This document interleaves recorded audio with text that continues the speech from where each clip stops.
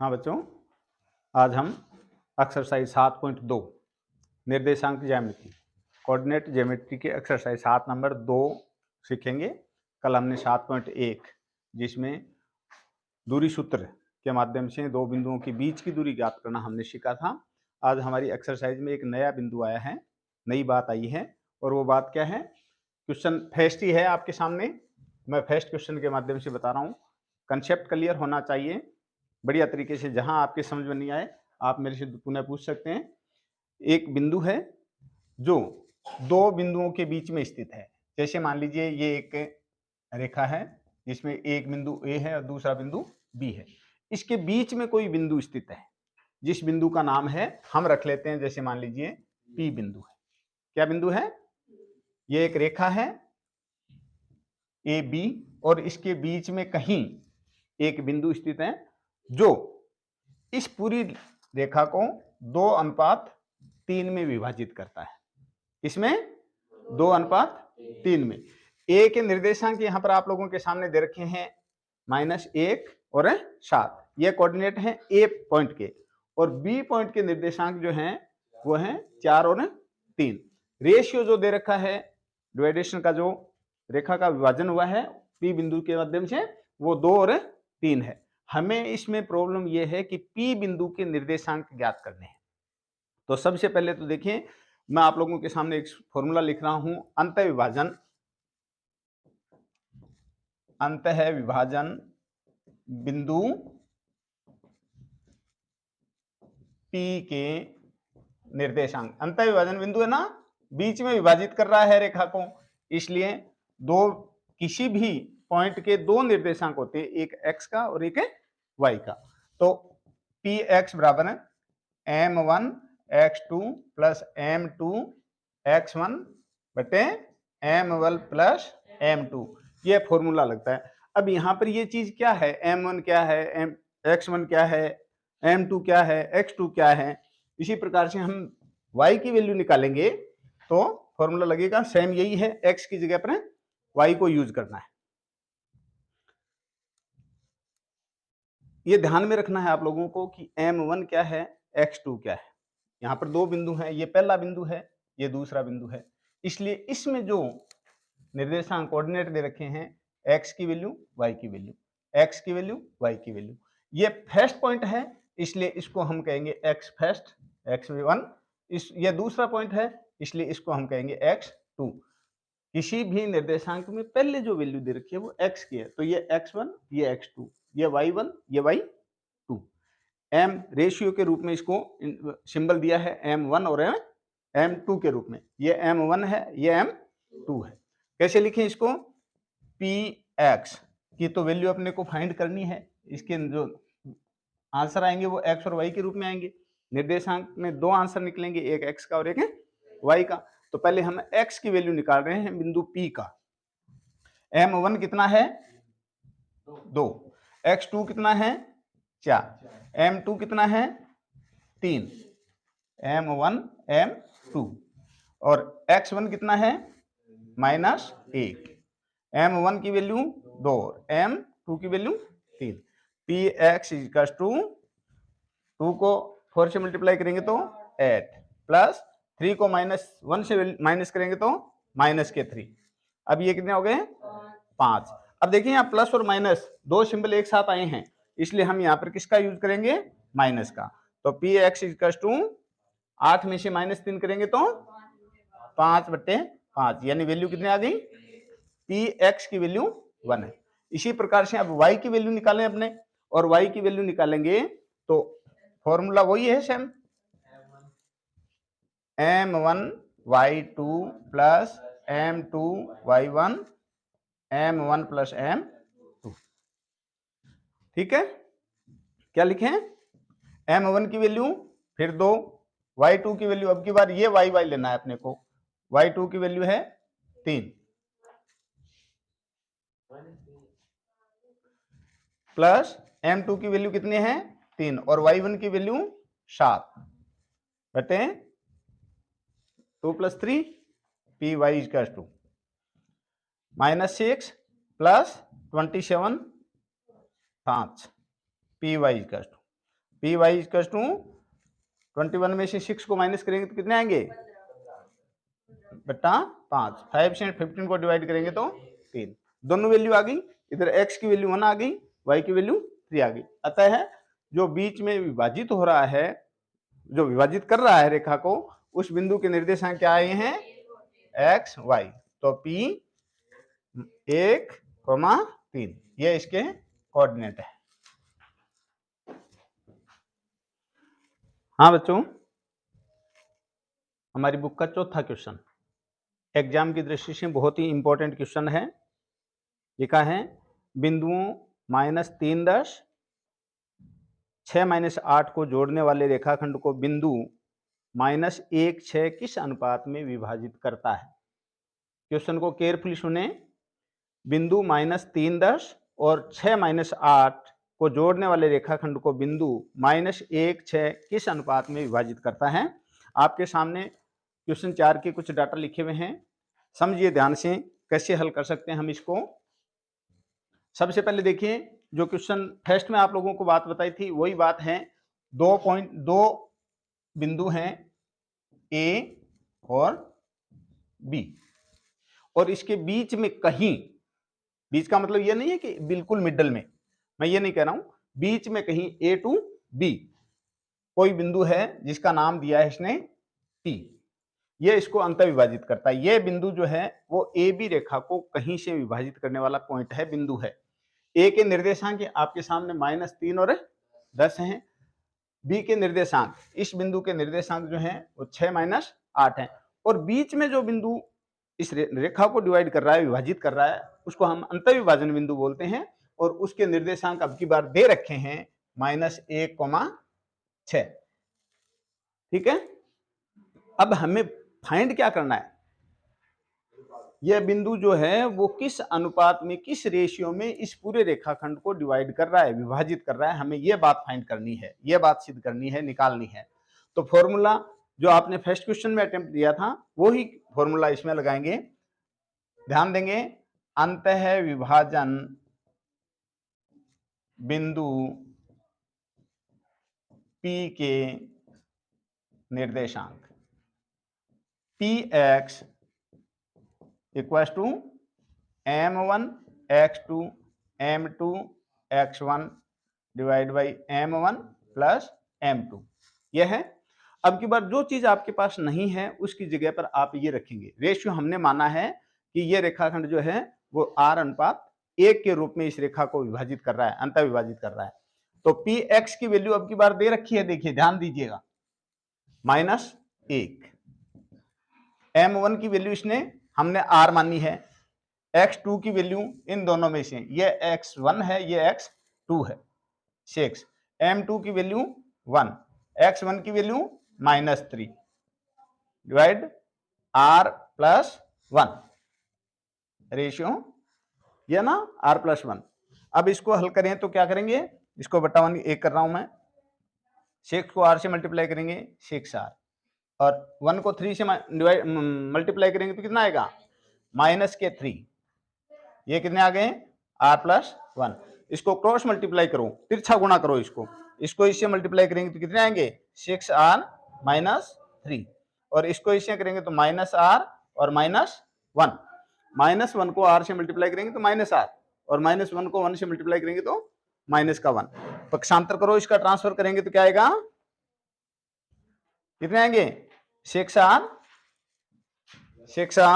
Plus r इसका to -1 है, और 3 को उधर लेके जाएंगे तो प्लस का हो जाएगा। तो 7r इसका टू 2 और r इसका टू 2/7। तो अब जो रेशियो आया है वो रेशियो क्या है, 2:7। इसको हम अनुपात के रूप में लिख सकते हैं। तो आंसर क्या होगा, 2:7। अंत विभाजन बिंदु जो P है वो ए बी रेखा को 2:7 के अनुपात में विभाजित कर रहा है। ये आपके आंसर होंगे।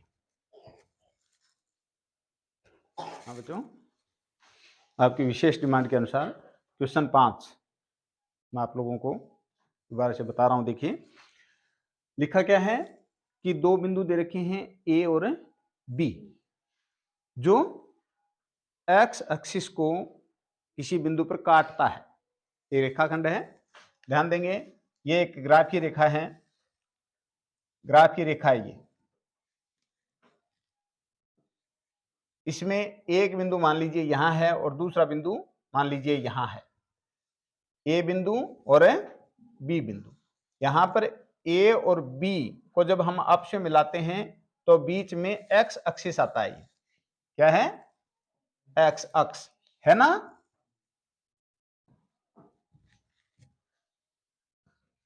इस एक्स अक्ष को वो किस बिंदु पर विभाजित करता है? यहां पर आप लोगों को मैंने कल भी बताया था कि एक्स अक्ष पर y की वैल्यू 0 होती है।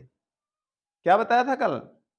The value of y on x axis will be 0 and value of x on y axis will be 0। बताया था ना कल। x अक्ष पर y की वैल्यू 0 होती है, तो आप यहां पर जो p बिंदु आ रहा है उस p बिंदु के निर्देशांक आपके सामने क्या आएंगे? x और 0। a के निर्देशांक यहां पर दे रखे हैं 1, -5 और b के निर्देशांक दे रखे हैं -4, 5। अब हमारे सामने जो अंतः विभाजन बिंदु ज्ञात करने का फॉर्मूला है, उस फॉर्मूले के मुताबिक हम सिर्फ y की वैल्यू पुट कर देंगे। किसकी? y की वैल्यू पुट कर देंगे तो अपने आप ही आंसर आ जाएगा इसका। नहीं समझ में आया? अनुपात नहीं दे रखा है। क्या नहीं दे रखा है? देखिए एक बार अनुपात दे रखा है क्या?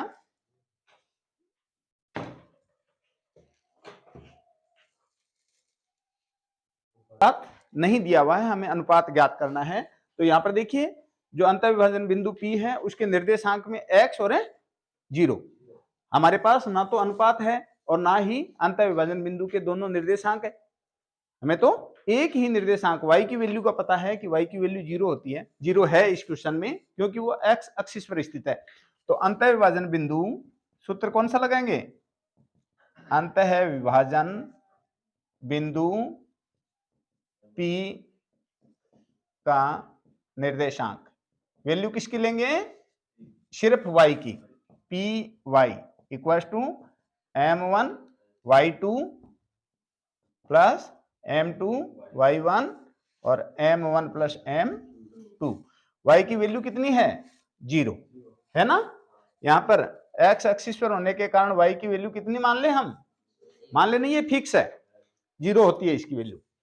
इक्वल टू m1 की वैल्यू r जो हमने माना है, y2 की वैल्यू 5, m2 की वैल्यू 1, y1 की वैल्यू -5 और r प्लस 1। प्रॉब्लम है कोई? यहां क्रॉस मल्टीप्लाई करो, इसको मल्टीप्लाई करेंगे तो कितने आएंगे? चलो पहले मैं इसको सोल्व कर लूं, नहीं तो कंफ्यूज हो जाओगे आप। ये -5, 1 को -5 से मल्टीप्लाई करेंगे तो -5, r प्लस 1। अब क्रॉस मल्टीप्लाई करेंगे तो इसको जब इससे मल्टीप्लाई करेंगे तो वैल्यू 0 हो जाएगी और इसको इससे मल्टीप्लाई करेंगे तो 5r - 5 बस। नहीं हुआ क्या? बराबर में 0 लिख ले। इसको इससे मल्टीप्लाई करेंगे तो क्या आएगा? 0 ही आएगा। अब 5r इक्वल टू 5 और r बराबर है 5/5, यानी r की वैल्यू क्या आएगी? 1:1।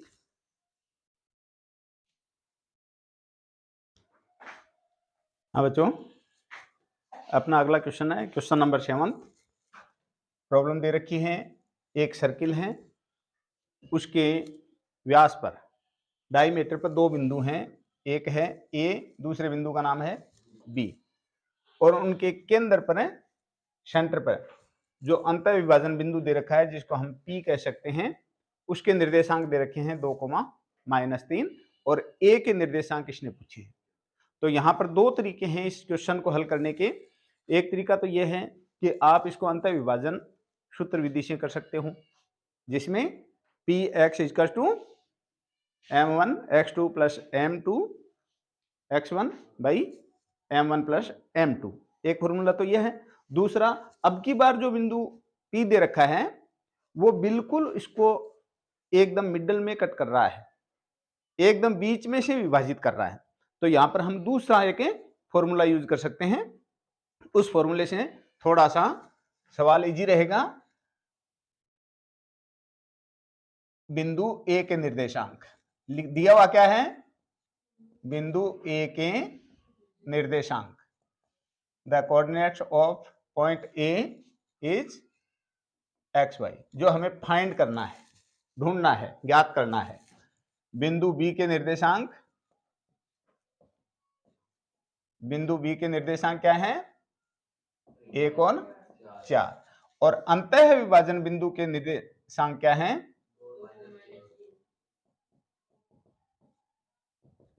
बिंदु के निर्देशांक।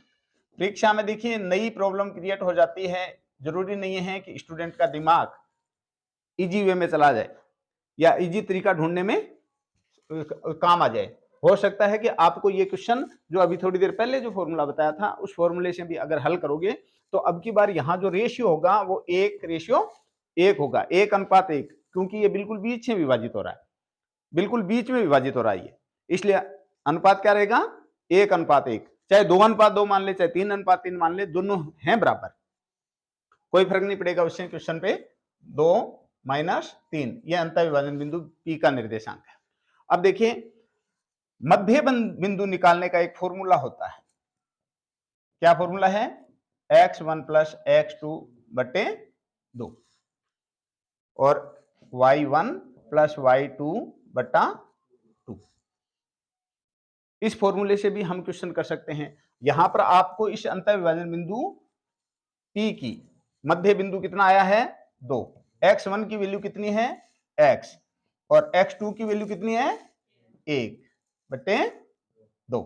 अब इसको क्रॉस मल्टीप्लाई करेंगे तो कितने आएंगे, x + 1 = 4 और x = 4 - 1, x = 3। यह तो x की वैल्यू आ गई इसकी, जो हमने इसको x माना था। इस y की वैल्यू निकालेंगे तो चलो मैं यहां से ऐसे लिख देता हूं, py = y1 + y2 बटा 2। py की वैल्यू कितनी है, -3, y1 की वैल्यू कितनी है, y, y2 की वैल्यू कितनी है, 4। क्रॉस मल्टीप्लाई करें तो y + 4 = -6 और y = -6 - 4, y = -10। तो जो बिंदु आपने ए फाइंड करना था उसको हमने x और y निर्देशांक इसके कोऑर्डिनेट माने थे ना, तो x और y दोनों की वैल्यू आ गई। x की वैल्यू तो आई है, हाँ, a x y ये लिया था ना, a में x की वैल्यू कितनी आई है, 3, और y की वैल्यू कितनी आई है, तो ये दोनों इसके कोऑर्डिनेट आ गए, ये आपका आंसर हो जाएगा। हाँ बच्चों, 9th क्वेश्चन देखिए, 9वां क्वेश्चन है जिसको 3 पार्ट में सॉल्व करना पड़ेगा अपने को। प्रॉब्लम दे रखी है कि एक रेखाखंड है जिसके 2 बिंदु हैं A और B, उसको बराबर 4 भागों में डिवाइड किया गया है। 4 भागों में इसको डिवाइड करेंगे तो 1 पॉइंट आ गया यहाँ पे, 1 पॉइंट आ गया यहाँ पे, 1 पॉइंट आ गया यहाँ पे, 1 पॉइंट आ गया यहाँ पे। 4 बिंदु हैं यहाँ पे, P Q R, 5 बिंदु हो गए ना, A P Q R और B। 4 बराबर भाग बंट गए, 1 2 3 और 4। किस तरीके से हम इसको हल करें, A के निर्देशांक दे रखे हैं -2,2, B के निर्देशांक दे रखे हैं 2,8। तो आप जब P बिंदु के निर्देशांक ज्ञात करेंगे तो थोड़ा सा ध्यान दीजिए, A P के बीच में जो डिस्टेंस है वो 1 यूनिट की है और P और B के बीच में जो डिस्टेंस है वो 3 यूनिट की है। इसका हम मतलब इसको हम ये कह सकते हैं कि AP और PB जो है वो 1:3 के अनुपात में है। इसी प्रकार से जब हम Q को ज्ञात करेंगे तो AQ में उतनी डिस्टेंस है जितनी कि BQ में, क्योंकि Q बिंदु जो है वो बिल्कुल बीच में स्थित है। तो सबसे पहले इजी वे में अगर क्वेश्चन को हम हल करें तो आप पहले Q के निर्देशांक फाइंड कर लें। हम अंतः विभाजन सूत्र मेथड न लगा करके और मध्य बिंदु वाला फॉर्मूला इसमें लगाएंगे, AQ बीच में ना, Q बीच में ना, तो हम A B के बीच में बिंदु Q जो स्थित है, बिंदु मध्य बिंदु Q के निर्देशांक फाइंड करेंगे तो इसको हम क्या कहेंगे, मध्य बिंदु सूत्र से। मध्य बिंदु क्या फॉर्मूला लगता है, x1 प्लस x2 बटा 2 और y1 प्लस y2 बटा 2। अब यहां पर क्यू फाइंड करना है आपको, तो इनके a और b के बीच में स्थित होने के कारण हम इसको x1 इसको हम x2 कहते हैं। तो -2 प्लस 2 बटा 2। इसी प्रकार से y की वैल्यू लेंगे तो 2 और 8, 2 8 बटा 2। तो ये कितने हो गए, 0 बटा 2 और ये हो गया 10 बटा 2। तो इसके निर्देशांक क्या आ गए, 0,5। ये तो आ गए क्यू बिंदु के निर्देशांक। क्यू के निर्देशांक कितने हैं, हाँ लिख रहा हूं मैं यहाँ पे 0 और 5। अब आप पी के निर्देशांक ज्ञात कर लें। अब पी कहां स्थित है, ए क्यू के बिल्कुल मध्य में स्थित है। ए क्यू के मध्य में स्थित नहीं है क्या, पी बिंदु, क्योंकि जितनी यूनिट ए की डिस्टेंस है उतनी ही यूनिट क्यू की डिस्टेंस है, इसलिए हम वही मध्य बिंदु सूत्र से, मध्य बिंदु का नाम है पी के निर्देशांक फाइंड करेंगे। फॉर्मूला क्या हो गया, x1 प्लस x2 बटा 2 y1 प्लस y2 बटा 2। x1 की वैल्यू -2, x2 की वैल्यू अब की बार 0 यूज करनी है, y1 की वैल्यू 2 और y2 की वैल्यू 5। ये हो गया -2 बटा 2 और 7 बटा 2। तो ये हो गया -1 और ये हो गया 7/2 लिख दो या 3.5 लिख दो, 3.5। ये P बिंदु के निर्देशांक है। इसी प्रकार से आप R के निर्देशांक फाइंड कर सकते हो तीसरे बिंदु के। अब की बार आपको Q और B के निर्देशांक यूज करने हैं, न कि P के या A के, इन दोनों के बीच में स्थित होने के कारण। हाँ बच्चों, next question, last question, exercise 7.2। Problem दे रखी है कि एक समचतुर्भुज के 4 शीर्ष दे रखे हैं, ए बी सी और डी क्रमशः।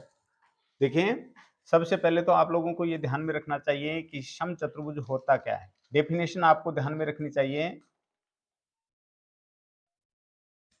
कि रोम्बस क्या है, समचतुर्भुज क्या है। ऐसा चतुर्भुज जिसकी चारों भुजाएं बराबर हों और जिसके विकर्ण जो हैं वो एक दूसरे को 90 डिग्री पर बांटते हो, काटते हो। दूसरी बात, विकर्ण जो हैं, डायगोनल जो हैं, वो एक दूसरे को 90 डिग्री के एंगल पर काटते हैं। दूसरी बात, एकदम बीच में से काटते हैं। ठीक है, अब यहां पर इसने जो पॉइंट दे रखे हैं ए बी सी और डी, एक बार आप अपने आप को 7.1 एक्सरसाइज में लेके जाएं।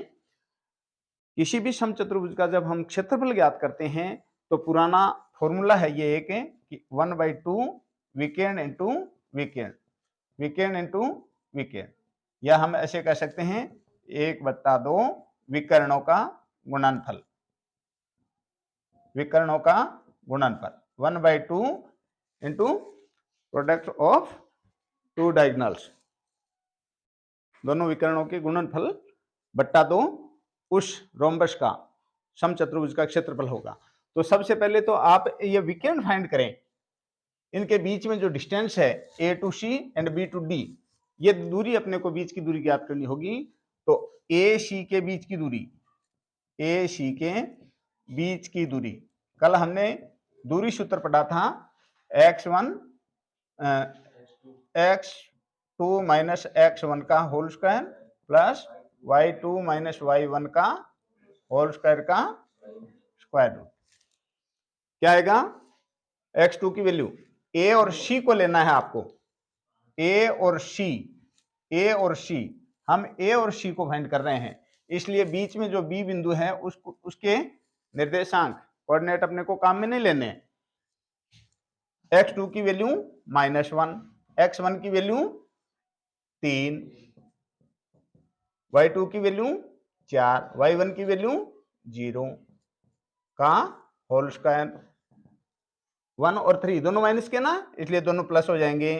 यहां पर है 4 में से 0 माइनस करेंगे 0, अब यहाँ पर -4 को -4 से मल्टीप्लाई करेंगे ना तो 16 आएंगे, और यहाँ पर है भी 16, दोनों को प्लस करेंगे तो कितने आएंगे √32, और 32 की वैल्यू कितनी होती है 4√2,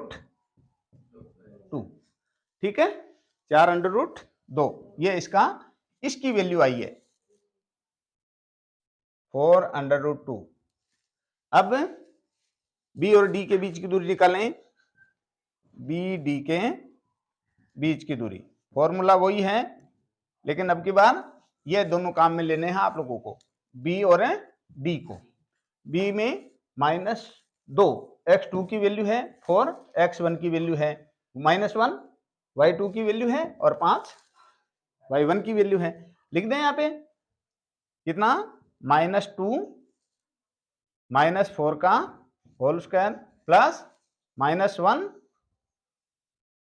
और 5 -1 और 5 का होल स्क्वायर का स्क्वायर रूट।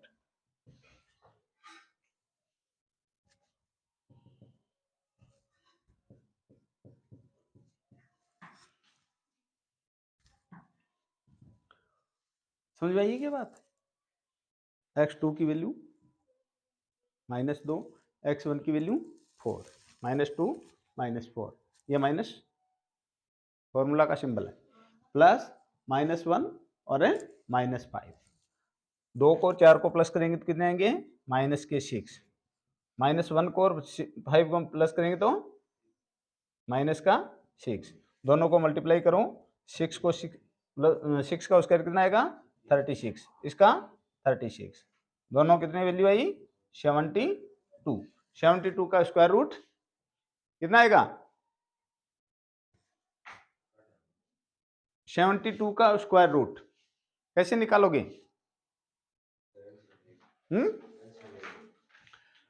6√2, 6√2 कितने आएंगे? अब इस फॉर्मूले में आपको ये संख्या जो आपने फाइंड की है इसकी वैल्यू आई है बी टू डी 6√2। अब इस फॉर्मूले में लगाएंगे आप संख्या को समांतर समचतुर्भुज का क्षेत्रफल, समचतुर्भुज का क्षेत्रफल,